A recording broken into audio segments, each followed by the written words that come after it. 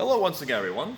So today I wanted to go over some of the thrusts that my Fiore class has been using for quite a while now, and specifically using them on the pendle seal.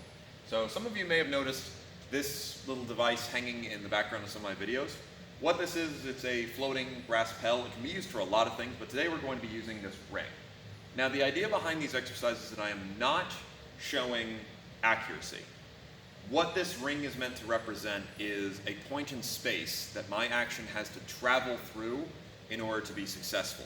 So really think about this in that perfect way. When you get your point in and it shears the opponents out of the way, you wedge them out of the way. It's that tip of the sword going through this space, and it's followed by the rest of the strength of your action. So that's really what this is simulating. If you want to do accuracy, hit the coin. But I've got two sets of thrusts for you today. The first set is an easier set, which is going to go over some of the more common guards you'll take. And then the second set is going to be a little bit more niche/specific. Now the fun thing about this first set is that they all pretty much go to the same guard, i.e. posta longa. So if we start off, our first one is going to be Puerto Ricaro. All I'm going to do is I'm going to drive my tip over, boom, into posta longa, and simply step forward to deliver my thrust. As soon as that thrust is through, I turn back into finestra to withdraw, and then I can make my retreat. So here's that once again. So I'm down here in Puerto Ricaro, and as soon as I see my target, push over, step through, finestra, done. Now our next thrust is going to be postidona. So I'm going to fold back for this one. And this one I want to make sure I go out, step through, back into finestra, and I'm clear. This one especially, try to make it relatively fluid. So I'm looking for that weight change. That way your thrust is delivered with that step of the right foot. Back into finestra, done.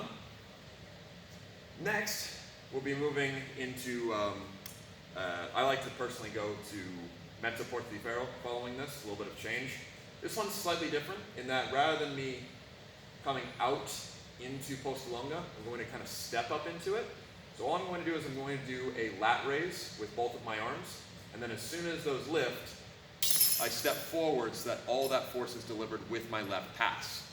Now this one can seem a bit of a strange thrust, but I'm a really big fan of it because it's super quick, and it's also very, very good in armor. You can use this to target hips, armpit, or even eyes. Now following this landing, I'm in posta longa right now, as I was pretty much for all the others. I'm going to turn into right finestra to recover. Now, big thing about recovering into these finestras, the reason I'm doing so is it's just the easiest way to come back. It's the quickest way to guard myself. Make sure that once you're in this ring, right, you are not going, yeah, and turning your head away. What we're looking for instead is I've hit target, I keep my eyes on target, and all I've done really is shorten my arms. So that way I could, in theory, launch it right back in if need be, or apply my defense where I need to. Speaking of which, let's go ahead and now go over that finestra thrust itself. So, I'm going to now fold back into finestra, and same idea as the others. I push forward, step into it, recover into left, and I'm done. And the only one now in our first set is going to be the oddball. So all of those pretty much work the same way. You will always transfer through posta longa with the left leg forward, and then your thrust will be delivered either on that tempo or with the passere following it. This next one kind of breaks that rule, as we're actually going to be stepping up with our right foot. So, what's going to happen here is I'm going to go into bicorno. Now I can go into bicorno in two different ways. I can go thumbs to tip, or I can do contra thumbs. Either way is just fine. But what I'm looking for here is just one nice stout stab. Those of you that saw my Going Posta series will be pretty familiar with how I like to use this. And of course the ring is not going to work with me, so I'll alter my position. But what I'm looking to do here is I'm going to just extend out with my arms and step through and hopefully get through the ring with good extension. And once I'm through, I can kind of recover into whatever way feels most natural. But here's that again. Let's see if I can get through. There it is, right? Nice and stout, all kind of one action. Clear out, all done. That one in particular, since I use it as a wedge, will drive you a little bit closer to target. So I don't really worry about trying to turn into finestra or anything along those lines, as I'm usually going to be keeping pressure. But that's our first set of thrusts. Those are all relatively easy, and they're also just great thrusts that you'll kind of use all the time, so I recommend practicing them.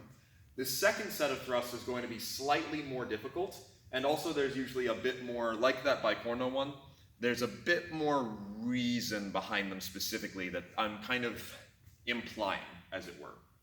So for our first one, we're going to be here in Codalonga. Now again, if you saw the Going Posta series, you'll be familiar that Codalonga was a very good guard for entering into the close range game. So that's what we're going to be simulating here. Unlike when we did Puerto Ricaro, where we came out then forward, here we're looking to go straight in. So as I'm going to bring this tip forward, my tip should be nice and lined up and I'll push through. Let me try that again, see if I can get it. It's not working with me today, but either way, once you get the tip out, return the fenestra and you're good. This one in particular, you'll kind of surprise yourself on your range, and I think that's what's happening. I'm a tiny bit too close. But the idea behind it is to make it nice and smooth so that you're just traveling forward with that tip. What you don't want to get in the habit of doing is here, step, as that would be more akin to what we did with the Puerto Ricaro. I've already treated that skill. Let me have one more go at it and see if I can get it. There we are. But, retreating to fenestra, all good. Next one is going to be now from Dente de Chingaro. So for this one, you could actually do all three thrusts, but what I'm looking for is you're going to extend those arms out with a small accessore to put the tip through the target, and then simply return. So, here's that again. Wait for it. The ring, of course, turns on you. It's a fickle mistress. There it is. And go ahead, and for this one, what you would be doing with the combo would be out, cut, back. If we add any sort of pressure with the cut, it will open this ring since it's just soft brass. So what I recommend you do instead is if you get the successful thrust, which I will try to do again. There we go. All I'm going to do is I'm not going to actually push with the tip, but I am going to come back and load my leg again. Now, our next thrust is going to be, this is one I'm really terrible at, so we'll see if I can actually get it. We're going to go in Posta di Donna Sinistra. Not Posta di Donna Sinistra, what am I talking about? We're going to go into Fenestra on the left side. Now the idea behind here is what I'm looking to do is I'm going to extend my arms out from my left side, and I'm going to get the tip basically in place, then I'm going to pass around it. Now the reason that we're doing this is that it may seem a little bit strange, but this thrust is actually a very, very useful one for landing. It comes in unexpectedly, because most people prefer to thrust from their right side. It's also a surprisingly long-reaching thrust, as unlike with the crossed arms where we get out to our extension here, from here, you can get that tip pretty far before you have to turn over to guard yourself. So I'm a pretty big fan of using it in application. It's just against the ring, it's going to feel a little funky. But some of my guys have gotten very good at it. So again, what you're going to do up into Fenestra, and all you're looking for here is to extend out, turn over, and then you simply will recover into Fenestra on your right side. Like I said, this is the one that I personally struggle with, which is why I make myself do it. Let me try it one more time, see if I can get it. Not today. That's okay though.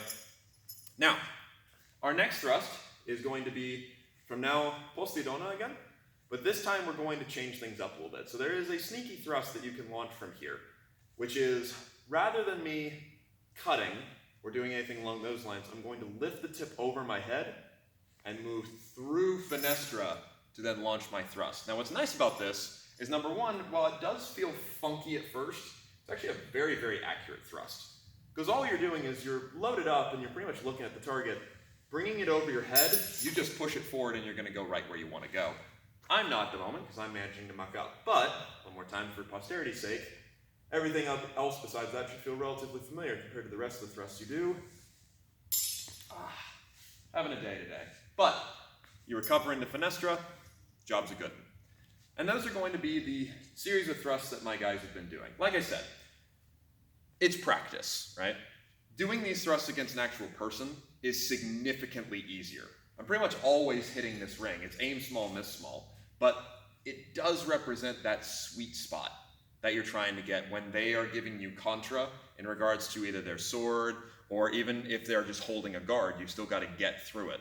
So that's really what this ring represents. So as long as you're not completely whiffing, don't feel too bad. Just wouldn't have been as ideal as it could have been. Now what I recommend you do if you're practicing this yourself is number one, not hard to make a pendulzilla yourself. You just need like a weight attached to a rope securely and then a little ring hanging off of it. But what I recommend you do is try to get at least 3 or maybe 5 successful thrusts of each one, then move on to the next set. So for example, if I were doing the first set, so those first 5 I did, I get 5 of each of those, call it good. If I was doing the second set, probably 5 of each of those, call it good, or I can go for the whole thing. Doesn't really matter, I leave that up to you. But I like to do that because that means I'll probably get about double that number of attempts. And as long as I'm getting close, those are all decently successful thrusts. Focus on making the thrust smooth rather than fast, because while yes, you can do this with speed, doesn't really do you a whole lot of good. It's really about lining yourself up and getting that muscle memory to be familiar, so that when you apply it in the moment, your body knows what to do. As well as that nice recovery, because being able to extract your point is a skill that we don't necessarily have to worry about, but could definitely make a difference one day. Either way though, thank you very much for watching, and we'll go over some other techniques another time.